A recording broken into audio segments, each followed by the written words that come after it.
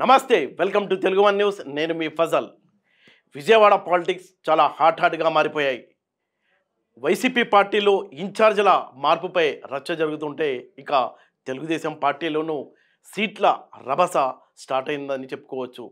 విజయవాడలో పాలిటిక్స్ చాలా గరంగరంగా నడుస్తున్నాయి. బ్లేజ్వాడ అంటే అధికార ప్రతిపక్ష పార్టీలకు ఇప్పుడు చెమటలు పడుతున్నాయని చెప్పుకుంటున్నారు. ముఖ్యంగా ఇప్పుడు కేసినేని నాని విజయవాడ ఎంపీగా ఉన్నారు. ఆయన సీట్ విషయంలో నిన్న చంద్రబాబు నాయుడు ముఖం మీదే చెప్పేశారట, ఇక్కడ నీకు సీట్ ఇవ్వనని. ఆయన చాలా అసహనంతో ఉన్నారు. ఆయన ఒక డైలాగ్ కూడా చెప్పారు, మూడవసారి నేను ఢిల్లీ వెళ్ళటం పక్కా. ఒక ఫ్లైట్ కాకపోతే ఇంకొక ఫ్లైట్ ఉంటుంది, లేకపోతే సొంత ఫ్లైట్లోనైనా ఢిల్లీ వెళ్తానంటున్నారు కేసినేని నాని. అంటే ఆయనకు ఒక అవగాహన ఉంది, తనకు టికెట్ రాదు అనేది. గత కొన్ని రోజులుగా మనం చూసినట్లయితే ఆ విషయంలో విజయవాడ ఎంపీ టికెట్ విషయంలో విజయవాడ పాలిటిక్స్లో చాలా రచ్చ జరుగుతుందని మనం చెప్పుకోవచ్చు. దేనికంటే అక్కడ స్థానాన్ని కేసినేని చిన్ని ఆశిస్తున్నారు. ఆయన చాలా లోకేష్కు చాలా దగ్గరగా ఉంటారు. ఆయన కటోరీలో ఆయన కూడా ఒక మెంబర్గా ఉన్నారు. ఎలాగైనా ఆయనకి టికెట్ కన్ఫామ్ అవుతుందని గతంలో కూడా చాలామంది అనుకున్నారు. ఇప్పుడు నిన్నైతే క్లియర్ అయిపోయింది, కేసినేని చిన్నికి టికెట్, విజయవాడ టికెట్ అనేది ఖాయమైంది.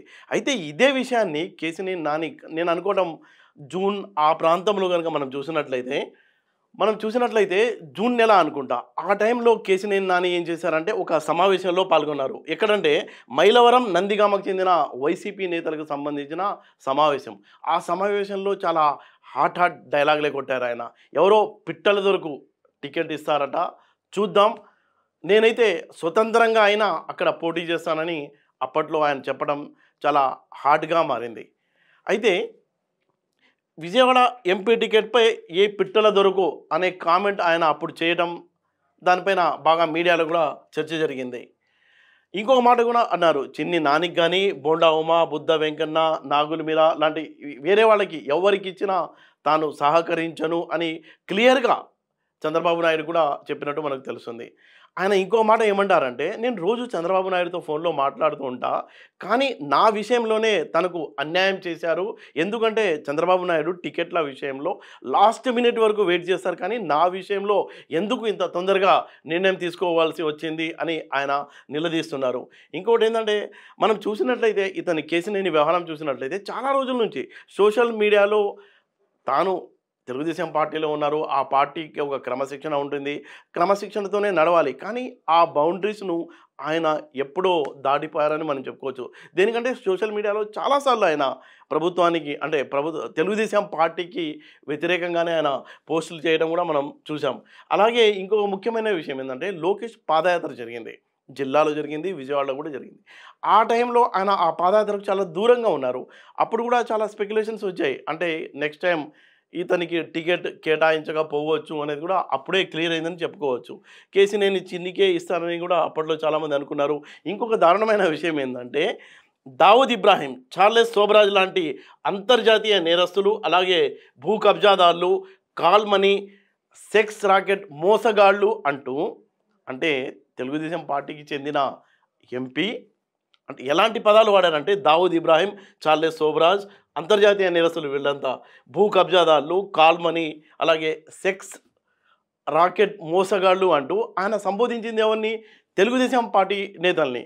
అంత దారుణంగా ఆయన రెచ్చగొడుతూ అప్పట్లో సోషల్ మీడియాలో ప్రకటనలు చేస్తున్నప్పటికీ చంద్రబాబు నాయుడు చాలా సహనంతో ఉన్నారు.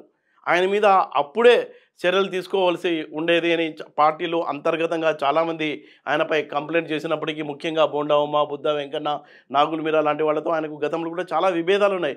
వాళ్ళంతా చాలాసార్లు తెలుగుదేశం పార్టీ అధిష్టానం చంద్రబాబు ముందు తమ గోడు వినిపించుకున్నప్పటికీ ఆయన చాలా కూల్గానే ఉన్నారు. ఈయనపై ఎలాంటి చర్యలు తీసుకోలేదు, ఎలాంటి మందలించడం లాంటి పనులు కూడా చేపట్టలేదని మనం చెప్పుకోవచ్చు.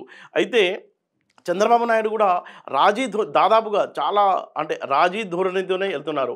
కేసినేని వాళ్ళ అమ్మాయికి అసెంబ్లీ టికెట్ ఇస్తాము, దాంతో అడ్జస్ట్ అవ్వమని కూడా, తర్వాత పార్టీ అధికారంలోకి వచ్చిన తర్వాత ఆయనకు తగిన గుర్తింపు ఇస్తామని కూడా హామీ ఇచ్చినప్పటికీ కేసినేని నాని అయితే ఎక్కడా తగ్గేదేలే, నేనైతే ఎట్టి పరిస్థితుల్లో కూడా పోటీ చేస్తాను అని కరాఖండిగా చెప్పినట్టు మనకు అర్థమవుతుంది.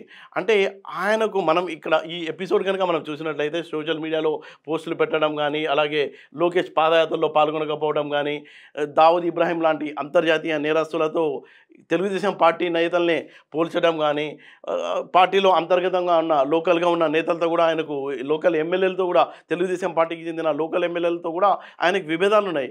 అసలు టోటల్‌గా చూసినట్లయితే విజయవాడ తెలుగుదేశం రాజకీయాల్లో కేసీ నాని ఒంటరి వారైపోయారనే విషయం ఆయనకు ఎప్పుడో తెలుసు. తనకు టికెట్ రాదన్న విషయం కూడా తెలుసు.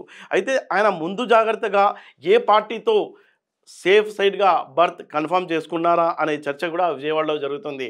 కొంతమంది ఆయన అంటే స్టార్టింగ్‌లో అయితే అప్పట్లో చాలా అసహనంగా ఉన్నప్పుడు 5, 6 నెలల క్రితం ఆ టైంలో బీజేపీలో చేరాలి అనుకున్నప్పటికీ బీజేపీలో ఆయన చేరటం లేదు. వైసీపీ వైపే ఆయన చేరడానికి మొగ్గు చూపుతున్నారు అని ఆయన క్లోజ్ సర్కిల్‌లో ఉండేవాళ్ళు చెప్పుకోవడం మనం చూడవచ్చు.